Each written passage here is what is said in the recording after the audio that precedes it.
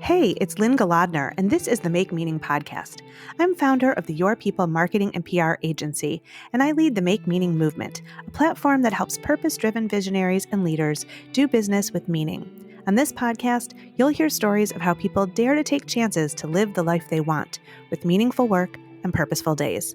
There are many ways to fill your life with meaning. Join us at makemeaning.org to learn more. Now, on to the show.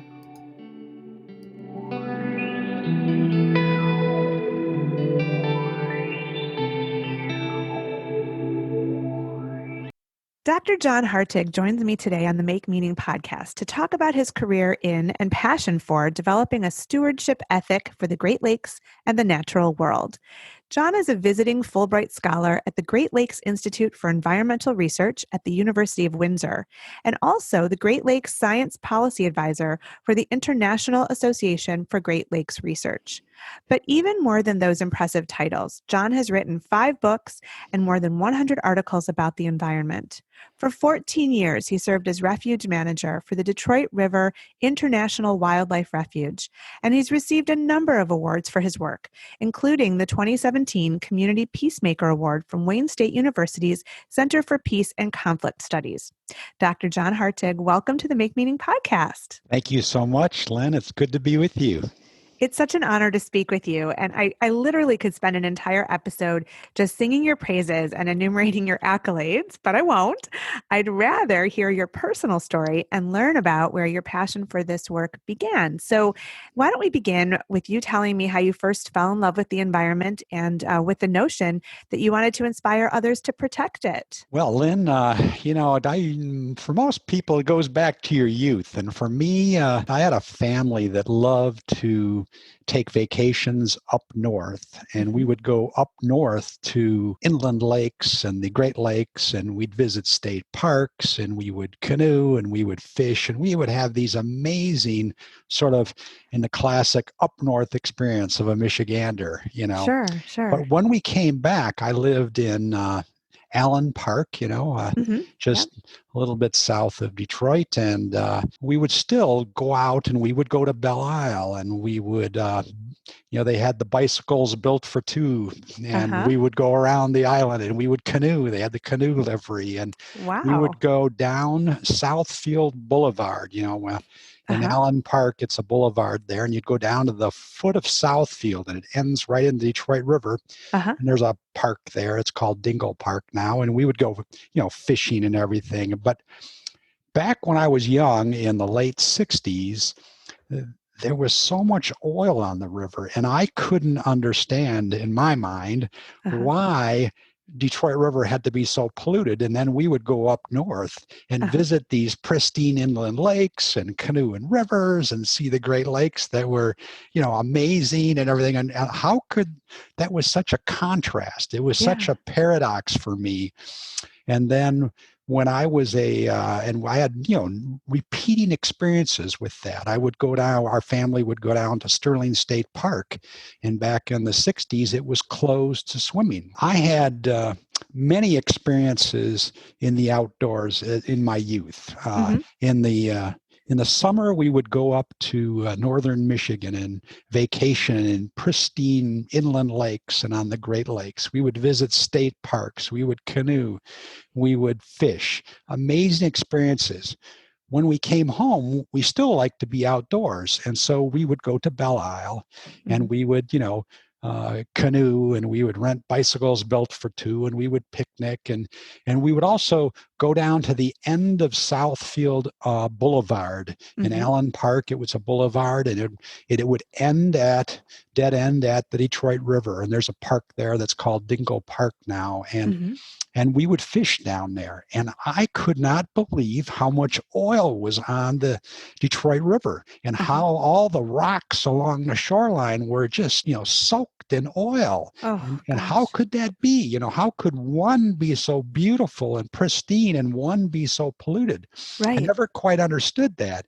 And so when I was a junior in high school, I was coming home from school one day, and we got home and we noticed, my friends and I, that there was some smoke coming off the horizon. And we said, oh my goodness, it must have be something like the Rouge plant on fire or Oh, something. It must be wow. tragic. And then Uh-huh. it wasn't until the 6 o'clock news that we found out that the Rouge River was on fire. Can you Oh, imagine that? no. 1969, No. they dropped an acetylene torch, and there was so much Oh, wooden debris and oil on the river that it caught on fire. oh my gosh. And then my final experience was Earth Day in 1970. I was a senior in high school. So Uh-huh. 50 years ago this year, Uh-huh. we had just like thousands of places throughout the United States, we had an Earth Day rally, Uh-huh. and Uh-huh. we had Zoltan Ferenczi come and speak, who was a big advocate for social justice and the environment. And, Uh-huh. and we, buried a paper mache earth into the ground. And so I decided I wanted to go to school from those experiences to learn about water, because I absolutely loved being out on the water. And so I went on, got a degree in biology and chemistry, and went on to a master's in aquatic biology, and then a PhD in limnology, which is the ecological study of fresh water.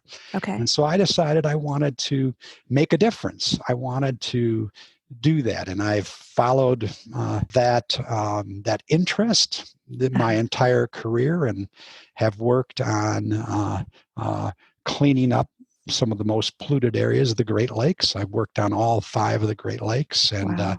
but I spent a lot of time, obviously, thinking about and understanding the Detroit River and the Rouge River in our backyard as well.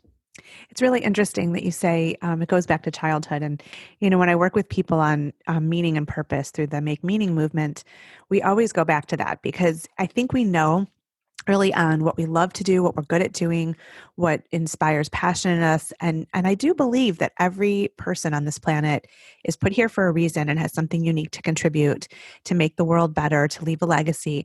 But I think a lot of times when we're growing up and in sort of following the channels that our parents and others direct us, we abandon a lot of that passion and instinct, and say, how can I make a living at that? I have to pay the bills now, so I have to choose a career. And I think we get lost. I think a lot of people come back to it in midlife and say, I always loved this, or this always spoke to me, and this is how I can make a difference. And I think it's courageous that you knew that at a young age and you pursued it, and it's been fluid your whole life. I think that's really cool. Do you think that it was, inspiration from your parents that encouraged you to just sort of listen to that little voice inside, or, how do you think you knew so early on and had the bravery to follow it all the way through? I didn't know that I would be doing today, what I'm doing now, but certainly Yeah. my parents encouraged it, and they encouraged us to, find, each person, I was taught, each person has unique gifts and talents, and how do you apply them? Yeah. Yeah. And wherever you go, whatever you do, bloom where you're planted, to Right. try to do that. And so, and then of course, along the way, like each of us kind of stands on the shoulders of not only our parents and our aunts and our uncles and good family friends, but you have a lot of people along the way who kind of help you along the way, and continue your journey and open doors for you and guide you along the path. And so I've been very fortunate to have lots of good friends that have helped me and to be able to do what I do today. So I feel really, really fortunate. Yeah, you are. You are. I love that a large focus for your work is water. I know it's such a crucial resource that is in short supply in many places. And I learned this when I was in the Middle East, and, looking at Israel and its neighbors, and how Israel has really cultivated water in a place where there isn't much, and Mhm. how that has become sort of a political issue and a regional concern. I wonder, do we face an equal crisis here when it comes to water and access, or, what are the major issues that we're facing on this side of the planet when it Yeah. comes to water? Yeah, well, in contrast to the Middle East, I've been there too, and they are water limited, right? Yes. And Yeah. like you go there, and I was in the UAE last year, and Uh-huh. they said make sure you don't drink the water from the tap, only drink bottled water. Oh. And Okay. that is, in contrast, we turn the tap on and we have this amazing water, Yeah. Yeah. pure. And so they are very water limited there. And we have, 1/5 the standing fresh water on the Earth's surface in the Great Huh. Lakes. And so Wow. we have far more than any other areas. And to a certain extent, we took advantage of it, right? Sure. Yeah. Took We it for granted. we treated these rivers, for nearly 2 centuries. The Detroit River and the Rouge River were, they're just treated as uh, an industry, a river that supported industry and commerce. Right. But Right. they're the big thing that you have to learn when you go through schooling in the aquatic sciences is the difference between environment and ecosystem. Environment is like separate.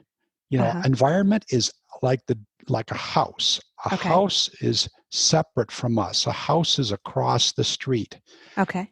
Now, ecosystem is like home. Mm-hmm. When you think about a home, you think about you, Lynn, being in the home. Right. So we are part of an ecosystem, and what we do to the ecosystem, we do to ourselves. That's really So true. that's a really important thing that we all try to teach. So how do we change that mindset? And that goes to everyday things like recycling and not pouring oil down a drain and Right. and making the right decisions on pesticides and what kinds of plants to plant and everything else. Yeah. So Yeah. that's really important concept. It's interesting because, we right now we're at a time, we're recording this during the pandemic, and we're seeing the the effects of all the people sort of slowing down, going indoors, um, industry halting, and we're seeing the planet revive itself and restore itself after the damage we've inflicted. And that has been one of the things that's really hit me quite hard, that here we are enjoying our lives and flying here and there and consuming without thought. And the environment really does take, or the ecosystem, as you would say, it does take a beating. And now it's saying, shame on you. We're going to get back to a healthy state while you stay indoors. And I just wonder what's going to happen once we all start going back to our lives. And, will that concern be there? Will the, our resources remain healthy, or are we just going to inflict damage again? It's really concerning to me. What are your thoughts about that? Absolutely. My fear, like yours, Lynn, is that we're going to go back to where we were, Right. and so, every evening I take either a long walk or a bicycle ride during COVID, and the Uh-huh. stars are amazing in Southeast Michigan. What a Uh-huh. treat to Yeah. get them Yeah. now, Right. and to look at the air quality numbers right now, how the air is cleaner, and no one feels that more than asthmatics and people with pre-existing conditions, Sure. so it is amazing. My fear is that we'll go back, Yeah. and talk in the aquatic sciences about tipping points, that Uh-huh. point in time where that if something isn't done immediately, we will see, irreparable harm, Right. to Right. something, Yeah. and right now, we have multiple things going on, but we are facing another tipping point with climate change, Huh. and you can see it here in Southeast Michigan with, how they're building coffer dams over in Greyhaven on the Uh-huh. east side of Detroit because of high water levels, Huh. because of flooding in basements and the increase in frequency and severity of storms that is having Yeah. more runoff that comes into the Great Lakes and causing algal blooms down in Western Lake Erie. So Mm. there's climate change is going to affect us all, and we are at a tipping point, and we all need to do something about this. We, not only in Southeast Michigan, but throughout the whole world. And we are doing some things. There's some good things going on. The Sustainability Action Plan from the city of Detroit has set Uh-huh. some goals to meet the Paris Accord, and city of Windsor has done the same thing, and they've Uh-huh. even declared a climate emergency for the Wow. entire city based on that, Huh. to raise the sense of urgency so that we will all take it seriously and do our part. I hope it has lasting power because, we have this beautiful planet, and of course we want to travel and see all of the different terrain and landscapes that are not near us. I mean, I understand that. I have that hunger too. But the damage we do to get there, I think about friends who visited the Galapagos Islands, and I almost cry. Like, I know it's a beautiful experience, but then I think, why are we going there? Why not leave it and let it be pristine and beautiful and natural? And it's a real tug of war. I think it Yeah. is. But the Um, hope in there, Lynn, is that, back in the 1960s, the Detroit River was identified by the Federal Water Pollution Control Administration as one of the most polluted rivers in North America. wow. We still had massive amounts of oil going in the river, and we had winter duck kills due to oil pollution where Oh, 10,000 oh, ducks and geese would die in a single event. ay, We were only providing primary treatment with disinfection to our wastewater yeah, and dumping it in, discharging it into the river. oh, Back then, mercury crisis hit, and sure. there were, the mercury concentrations in fish were over 4 times the safe standard for human consumption. Wow. So today, we've seen some dramatic improvement in the quality of the Detroit River. Hmm. We have, the Detroit wastewater treatment plant is now secondary treatment with phosphorus removal, and that Okay. we've seen over a 90% decline in phosphorus concentration and loading. Huh. We've seen a 80% decline in mercury concentrations in fish. We've Fabulous. remediated over 250,000 cubic yards of contaminated sediment. But that's not the best part of the story. The best part of the story that gives hope is that back then there were no bald eagles, peregrine falcons, or osprey reproducing in the watershed. Today we fledge over 20 bald eagle Mm, and peregrine falcon every year in wow. this region. We have over 30 osprey that are fledged from southeast Michigan alone. And again, we had none back Yeah. then. Yeah. Back then, we didn't have any lake whitefish or lake sturgeon spawning in the river, and Huh. they're back. That's We great. have, we have mayflies, and we even have some beaver back in the river Huh. after over 100-year absence. So Wow. if you add that up, it's one of the return of bald eagles, peregrine falcons, osprey, lake sturgeon, lake whitefish, mayflies, and even Hmm. beaver. It's one Hmm. of the single most remarkable ecological recovery stories in North America. And That's that, amazing. so we can restore ecosystems. We Hmm. can make a difference if we want to. We have to apply ourselves and do it. And so now we just want to make sure that we don't have backsliding, right? Yeah. We do Yeah. not want to weaken laws. We Right. want to make sure our laws are strong and that we enforce them and that we all work together, because we've learned that, you can't just have a few people do it or one city do it. It takes Right. all of us to work on some of these issues. Right. Well, and I love your passion, and I know that you're concerned with sort of nurturing the next generation of conservationists and environmentalists, sustainability entrepreneurs. Where will they come from? And I know 80% of people in the U.S. and Canada live in urban areas, so I just wonder how this disconnection from the natural world hinders that growth of passion and concern for the environment. Where are we going to find and nurture and encourage the next generation of sustainability leaders? What are your thoughts on that? Yes, Lynn, I agree that for many generations, people were disconnected from the Detroit River. Hmm. Think of how limited public access was to the Detroit River. Right. We were an industrial town. Yeah. Industry dominated the shoreline. There was no public access. Uh-huh. So what gives hope right now is, think about this, about 15 years ago, a group of people in Detroit came together to have a vision to improve public access to the Detroit River. to have a connected greenway from the MacArthur Bridge to Belle Isle to the Ambassador Bridge, and to have connections then that would go into the neighborhoods. And that is called the Detroit River Walk. And it has now 3 million annual visitors to the Detroit River Walk. Wow. What a great way to reconnect people to these amazing natural resources right in our backyard, like the Detroit River.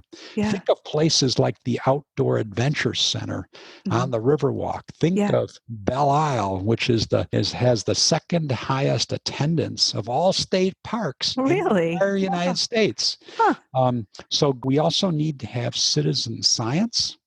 We need to involve people, give them educational experiences that are fun, to learn something, and to make a difference.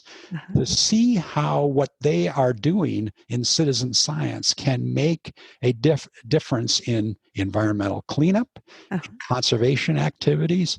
So all those are kind of tools in our toolbox right now, trying to reconnect people with these natural resources and to inspire the next generation of conservationists. Because, as you said, 80% of all people in Canada, the United States, live in urban areas. Right, right. Yeah, I'm really proud of the fact that I have 4 teenagers, and I've always taken my kids to orchards and hiking on nature trails and in forests. And it's just been a sort of a part of our family's life. And, we always do it. And so now with this pandemic, we're taking walks in the neighborhood, but we're taking time each week to at least go to some favorite hiking trails or whatever. And we're seeing so many people there. And it's because that's what they have to do. We're really not doing anything else at this time.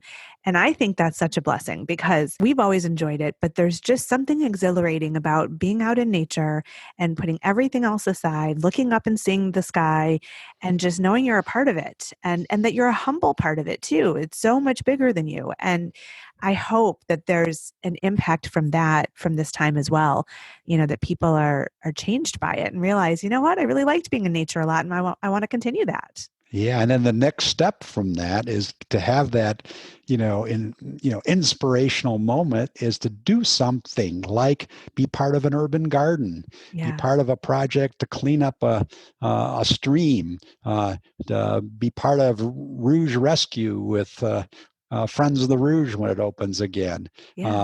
Get involved in citizen science, have a butterfly garden in your backyard, do some schoolyard habitat. There are so many ways that each of us, even in cities, become a steward for the International Wildlife Refuge or Belle Isle. There's so many ways that you can get involved and make a difference in caring for the place we all call home. Yeah. Well, it's a beautiful sentiment. And I hope that everybody listening is energized and inspired to find the way that they can make a difference in their corner of the world. But I want to ask you, we always finish our episodes by asking our guests to offer a permission slip to our listeners. Because, when you're looking for your meaning and trying to find work with purpose, you almost have to give yourself permission to do that. It feels almost like it's an indulgent pursuit, but in fact, it can be one of the most important things that we do in life. So I just wonder what permission you might offer our listeners to give themselves to set them on a path toward identifying their meaning and living with purpose. Well, I would give all people listening permission to go out and reconnect with nature. I would say find your passion, pursue your passion. And in life, it's all about the loved ones around you and what you do with others to care for others and the places we call home. So I think it's really critical that you take the opportunity to find that passion and to go out, pursue it, and bloom where you are planted. I love that. Well, Dr. John Hartig, thank you so much for being on the Make Meaning podcast. It was a pleasure to speak with you today. Thank you, Lynn. It's my pleasure to be on. Thanks for listening to the Make Meaning podcast with Lynn Galadner. You can find us wherever you listen to your favorite podcasts. If you like what you've heard here, join us over at makemeaning.org to discover how you can add more meaning to your life. And hey, if you like our conversations, please subscribe and share this episode with the meaningful people in your world.